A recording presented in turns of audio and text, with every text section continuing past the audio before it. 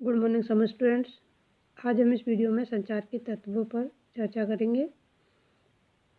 जे Paul लिगन्स ने संचार प्रक्रिया के निम्नलिखित तत्व बताए हैं, जैसे संप्रेषक, संदेश, संचार माध्यम, संकेतीकरण, संकेत वाचन, संचार में बाधा और प्रतिक्रिया। एक संचार प्रक्रिया को निम्न तत्वों से होकर गुजरना पड़ता है। इन तत्वों के अभाव में संचार को हम सफल नहीं बना सकते। इसमें पहला है संप्रेषक। संचार प्रक्रिया को सफल बनाने के लिए संप्रेषक का होना अनिवार्य है। संप्रेषक के अभाव में हम संचार की कल्पना भी नहीं कर सकते। यह संप्रेषक कोई भी हो सकता है, जैसे वक्ता, नेता, अधिकारी, विषय विशेषज्ञ, मित्र, उद्योगपति आदि कोई भी। संप्रेषक को संदेश की पूर्ण जानकारी होती है और जानकारी रखना उसके लिए जरूरी भी है। संप्रेषक के संचारक संदेश के परिणाम, उसके मूल्यांकन, संचार प्रक्रिया, माध्यमों के प्रयोग के प्रति सतर्क भी रहता है। संप्रेषक में निम्न गुणों का होना अनिवार्य है। यदि संप्रेषक में ये गुण नहीं है तो वह एक अच्छा संप्रेषक सिद्ध नहीं हो सकता। जैसे संचार में निपुणता, उसकी शुद्ध मनोवृत्ति, ज्ञान का स्तर उच्च हो और उसका जो आचरण है वह भी पवित्र हो, तो इन गुणों का होना उसमें अनिवार्य है। सही और सटीक संदेश लिखने और विचारों को व्यक्त करने के लिए उसकी जो शब्दावली है वह भी सही हो। और अगला है संदेश। दूसरा तत्व है संदेश। संचार प्रक्रिया का दूसरा तत्व संदेश है। संदेश एक प्रकार की सूचना है। संदेश वह है जिसे जो लिखकर हम भेज रहे हैं। ठीक है। संचारक बोलकर, लिखकर या चित्र बनाकर किसी प्रकार से उस संदेश को भेज सकता है। संदेश सूचनाओं का एक संग्रह है। संदेश ऐसी सूचना है जिसे संचारक या अपने जो श्रोता है, पाठक है या दर्शक है वह ग्रहण करते हैं, समझते हैं और स्वीकार करते हैं। संप्रेषक जो कुछ प्राप्त करता है और या एक संदेश में कौन कौन से गुण होना चाहिए, जिसमें पहला है उद्देश्यपूर्ण। संदेश कैसा होना चाहिए? उद्देश्यपूर्ण होना चाहिए। सही और संतुलित और वैज्ञानिक दृष्टि का उसमें समावेश होना चाहिए और वह आवश्यकता के अनुरूप होना चाहिए और जिस प्रकार का मांगा जा रहा है उसे उसी रूप में दिया जाए, अपने विचारों का उसमें मेल नहीं किया जाए। तो संदेश में इनका होना अनिवार्य है। यदि ये गुण नहीं है तो एक संदेश अच्छा संदेश नहीं बन सकता। अगला है संचार माध्यम। अगला जो तत्व है वह है संचार माध्यम। किस माध्यम से स्रोत और श्रोता के बीच में संचार माध्यम एक सेतु का काम करता है। ठीक है। संचार माध्यम तो होना आवश्यक है, वह किसी भी माध्यम से प्रेषित किया जा सकता है। वास्तव में संचार माध्यम महत्वपूर्ण है। जनसंचार के माध्यम में आवश्यकता अनुसार परिवर्तन भी किया जाता है। यह देखना पड़ता है कि कौन सा माध्यम उपयुक्त रहेगा। वर्तमान युग में संचार माध्यमों का पर्याप्त विकास हो चुका है। आज तो मुद्रण के साथ साथ इलेक्ट्रॉनिक माध्यम भी बहुत अधिक मात्रा में आ चुके हैं। ठीक है। चैनल के माध्यम से भी हम इसे भेज सकते हैं। आजकल तो बहुत व्हाट्सएप है, बहुत सारे माध्यम है, फेसबुक है, इनके माध्यम से भी हम संचारित कर सकते हैं। ठीक है।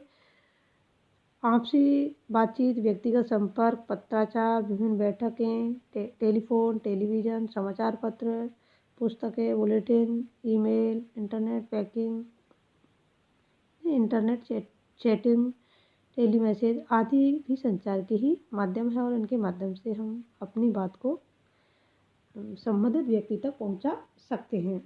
तो एक संचार के लिए एक अच्छा माध्यम होना भी आवश्यक है। संकेतीकरण, जिसको हम एनकोडिंग भी कहते हैं। संकेतीकरण का दूसरा नाम एनकोडिंग भी है। संचार माध्यम में चैनल से होता हुआ संदेश जो तो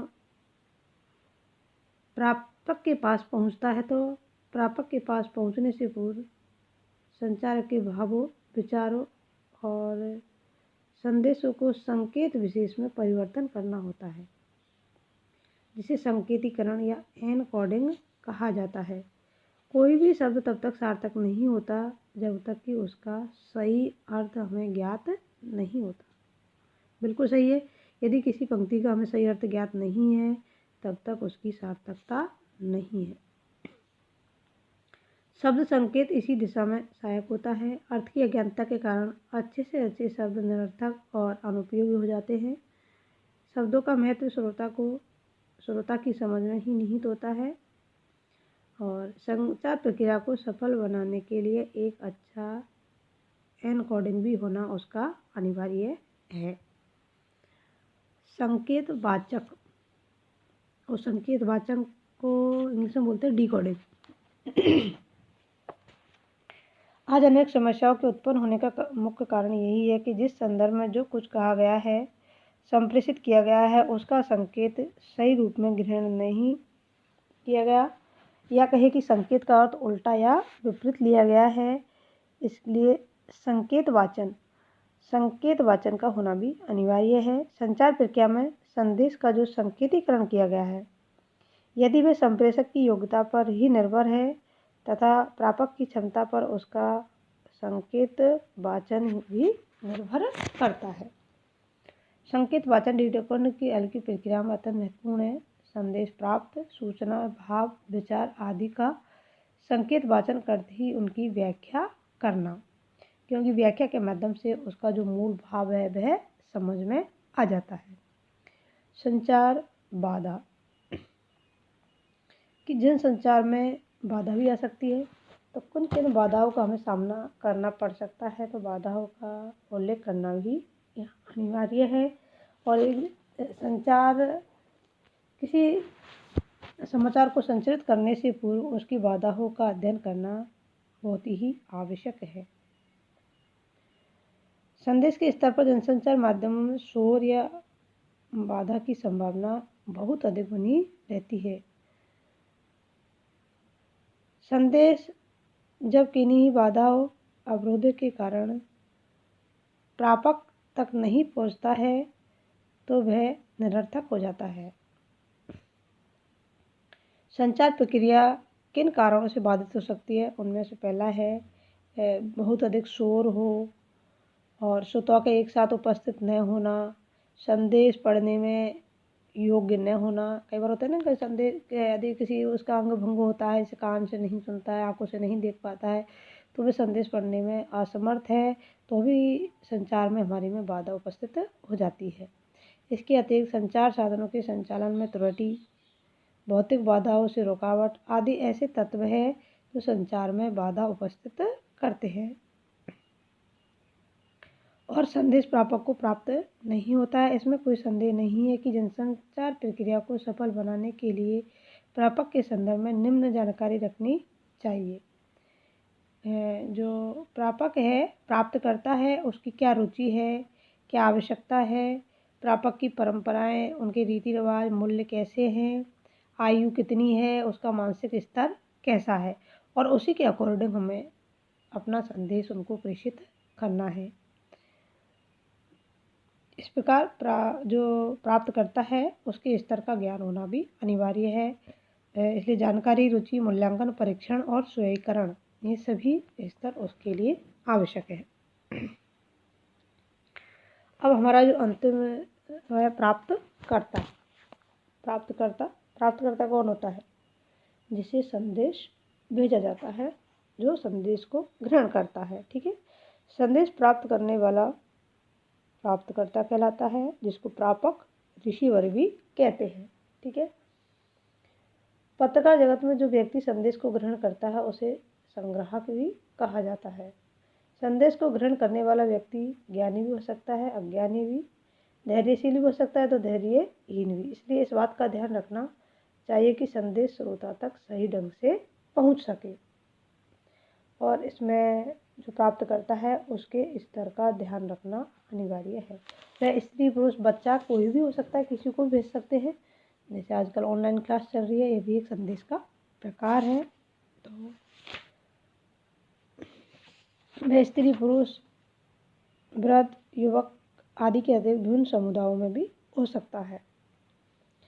संचारक प्रेषक का संदेश पाने वाला यह